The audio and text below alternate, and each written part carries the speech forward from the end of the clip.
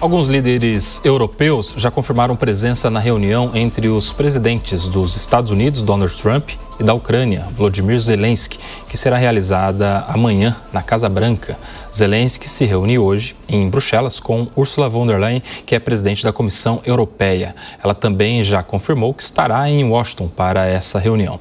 Sobre esse assunto, nós conversamos agora com o professor de Relações Internacionais, Igor Lucena. Professor, seja muito bem-vindo ao Fast News aqui da Jovem Pan, sempre um prazer te receber. Olá, muito obrigado, é um prazer estar aqui com vocês. Professor, já quero a sua análise, a sua projeção para o que será essa reunião. Lembrando que a última foi uma reunião que repercutiu muito pelo constrangimento gerado a partir das falas incisivas, não só do presidente americano, mas de seu vice, J.D. Vance, contra o presidente ucraniano. Explica para a gente como é que o senhor está projetando este novo encontro lá nos Estados Unidos. Olha, esse encontro aparentemente parece ser muito mais proveitoso do que o que a gente imaginou no passado. Isso porque o encontro entre o presidente Vladimir Putin e também o presidente Donald Trump trouxe, sim, avanços, né? Que muitas pessoas podem dizer que houve uma vitória de Vladimir Putin por estar sendo colocado como um chefe de Estado, não como um pária internacional, mas a gente já escuta abertamente propostas, né? E vão propostas desde aquelas mais sensíveis, que são relacionadas aos territórios ucranianos, né? O presidente Putin aparentemente ficaria satisfeito com a questão do Donbas, a região do Donbas, o que faria com que Kherson e Zaporizhzhia fossem talvez devolvidas aos ucranianos. Por outro lado, há sim negociações abertas para que haja um acordo de defesa e de segurança da Ucrânia entre potências europeias no estilo do artigo 5 da OTAN, de defesa coletiva, mas obviamente não seria a entrada da Ucrânia na OTAN. Então, o que provavelmente amanhã a gente vai assistir vai ser o que o presidente Trump acredita que pode ser de fato, se tornar uma realidade entre um acordo de paz entre Rússia e Ucrânia. Obviamente, esse acordo não vai ser a devolução total dos territórios ucranianos, como prevê o direito internacional, mas ontem mesmo, Volodymyr Zelensky falou pela primeira vez na possibilidade de cessão de territórios em troca da paz. Por outro lado, isso teria que mudar as duas constituições, né? Tanto a Constituição ucraniana, que não permite isso, quanto um desejo do próprio presidente Trump de que a Constituição russa coloque a impossibilidade de novos ataques à Ucrânia ou territórios europeus. Não que isso, de fato, tenha muito valor quando a gente pensa no que o presidente Putin gosta de fazer sem respeito a leis. Porém, os líderes europeus, juntos com Volodymyr Zelensky e Donald Trump, provavelmente vão chegar a conclusões amanhã do que pode sim ir para a mesa de negociação. Inclusive, o presidente Trump já disse que a questão de cessão de territórios será definida pelos ucranianos, não pelos americanos. E então, acho que a gente está vendo um avanço. Essa é a realidade. Não é um avanço que as duas partes querem, mas a pressão internacional e a pressão econômica, tanto do lado ucraniano quanto do lado dos russos, mostra sim que há uma pressão grande para que algum tipo de fim do conflito ocorra. E, obviamente, o próprio presidente Donald Trump quer sim mostrar uma vitória e uma capacidade de liderança internacional. Por isso, ele também chama os europeus porque entende que não poderá sozinho garantir a segurança da Ucrânia. Será necessária uma coalizão internacional. Meu ponto de vista é que está fora de cogitação a entrada da Ucrânia dentro da OTAN. Porém, acho que vai ser colocado na mesa uma espécie de fast track para a entrada da Ucrânia na União Europeia, principalmente para que ela possa receber recursos para a sua reconstrução. Então eu vejo com muito bons olhos que, de fato, acho que pela primeira vez desde o início do conflito, existem soluções que estão, sim, na mesa de negociação. E se essas soluções não andarem, o próprio secretário Marco Rubio já disse que iria avançar com novas sanções contra a Rússia, que é algo que o presidente Vladimir Putin de fato não quer. Algumas informações que temos de Washington é que Putin gostaria de ter as sanções revogadas para depois negociar, o que foi extremamente rechaçado pelos americanos e que ele entende que também não tem toda essa capacidade de tentar influenciar Donald Trump neste exato momento. Professor, eu vou trazer para a nossa conversa o João Belucci, nosso analista do Fast News de hoje. Ele vai te fazer a próxima pergunta. Professor, boa tarde. Eu queria perguntar para o senhor no sentido do projeto russo, porque muito se especula que, ainda que a Rússia aceite agora um acordo de paz, é difícil acreditar que ele será duradouro, considerando a história da própria Rússia, especialmente que ela atua em diversas frentes, como, por exemplo, exportando cidadãos para morar ali naqueles países próximo na fronteira, como Geórgia, entre outros, e que esses cidadãos acabam aumentando um discurso pró-Rússia, até no caso agora da Ucrânia.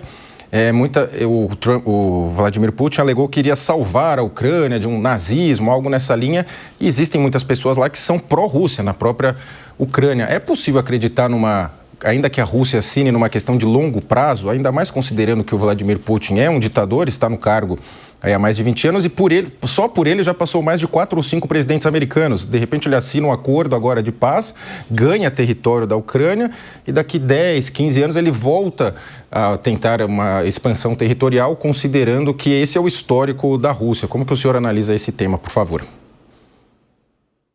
Olha, eu acho que existia, sim, um plano russo, e eu acho que o plano inicial seria uma derrota e uma tomada total do território ucraniano, e depois estava muito claro que o segundo passo seria a região da Transnistria, né, que é uma região extremamente com histórico russo, da Moldávia, um país também que está avaliando uma rápida ascensão à União Europeia.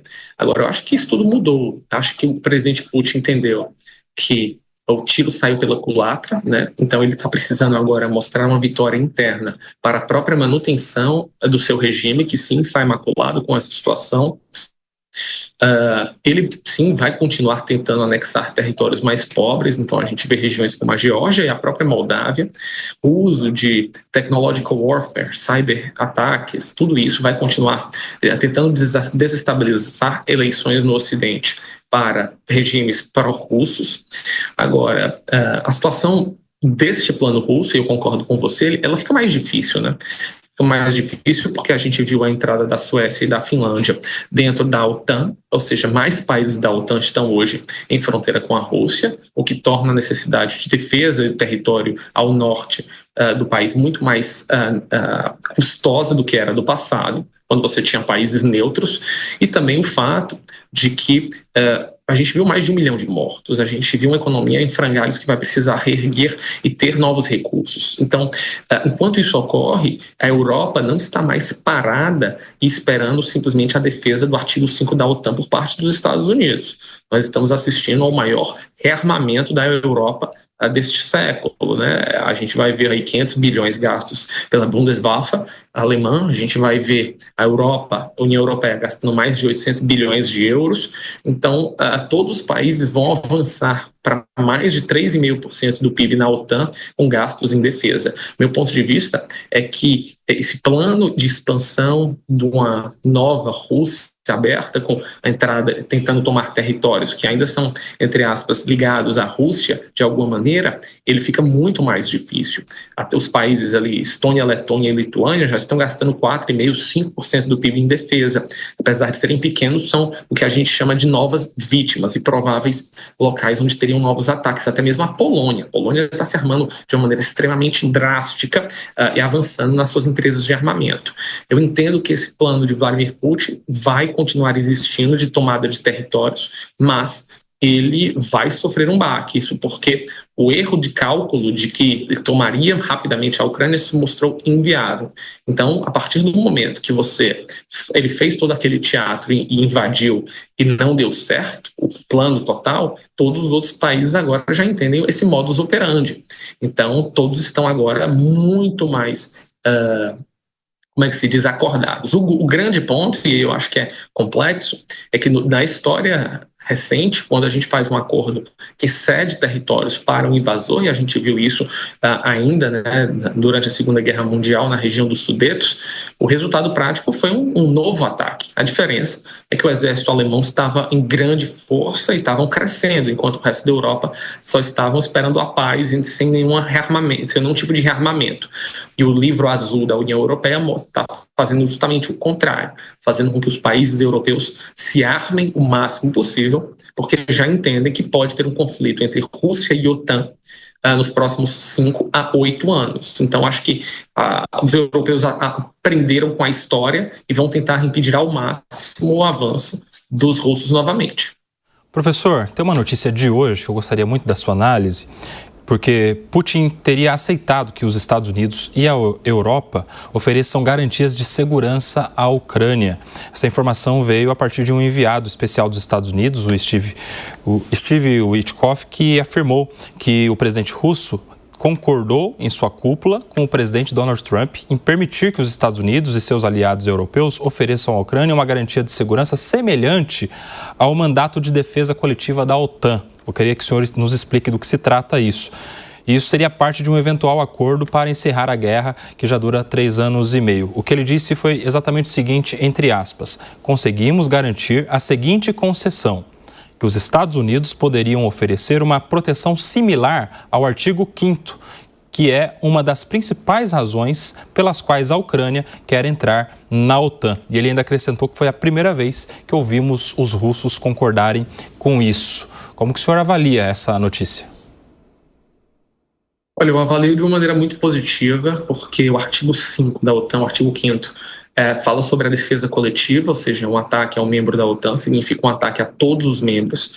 Para mim, este é a grande garantia de segurança de que, se a Ucrânia ceder territórios para, de fato, poupar vidas humanas, ela não será atacada de novo, porque a Rússia não teria capacidades, de fato, de encarar todos os países da OTAN em um conflito aberto. Se isso ocorrer, obviamente não será na OTAN, está muito nítido isso, a OTAN é uma espécie de linha vermelha, mas deve ser entre países que já estão nessa negociação direta. Então, a gente está falando de Finlândia, Reino Unido, a França, a Alemanha, né? Então, acho que são países, sim, com capacidade, inclusive atômica, e capacidade de defesa junto com os Estados Unidos. Se isso, sim, se colocar dentro do artigo e esse acordo de segurança mútua for assinado conjuntamente com o acordo de paz, eu acho que a Ucrânia se sentiria muito mais livre para voltar à vida comum, voltar a ter investimentos, voltar a ter uma relação de fato dentro da comunidade internacional e até mesmo avançar com sua ascensão à União Europeia, que já foi dita com a presidente Ursula von der Leyen. Sem isso, o acordo de paz não existe. Eu acho que os russos entendem isso, que se não houver uma garantia firme por parte dos europeus e dos Estados Unidos de defesa, qualquer artigo que seja meramente um acordo de paz não vai ter sentido, porque a Rússia simplesmente poderia atacar na semana subsequente.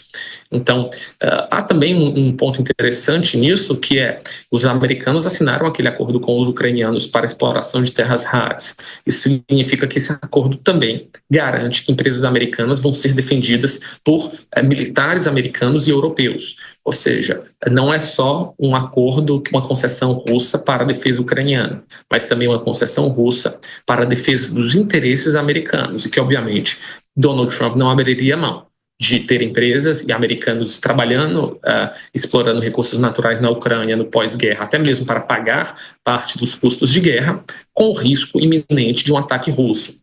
Então, acho que essa concessão ela atende tanto a Volodymyr Zelensky, mas também ao próprio presidente Donald Trump. E os europeus, acho que se sentem também muito mais confortáveis em mandar suas tropas dentro da Ucrânia, até porque, com o fim deste conflito, uma coisa é certa: a Ucrânia se tornará o país, talvez um dos mais armados militarmente da Europa, o que significa que ela deixa de se tornar um peso para a comunidade europeia e pode se tornar um ativo importante na defesa coletiva do bloco europeu. Perfeito, eu quero agradecer demais mais uma vez o professor Igor Lucena, professor de Relações Internacionais, sempre conosco aqui na Jovem Pan. Professor, quero te agradecer, muito obrigado pela sua entrevista. Eu que agradeço, muito obrigado e uma boa tarde a todos. E se você quiser saber mais informações a respeito desta notícia, uma possível concordância da Rússia com as garantias de segurança que Estados Unidos e Europa dariam à Ucrânia, a informação completa está no site da Jovem Pan, jovempan.com.br.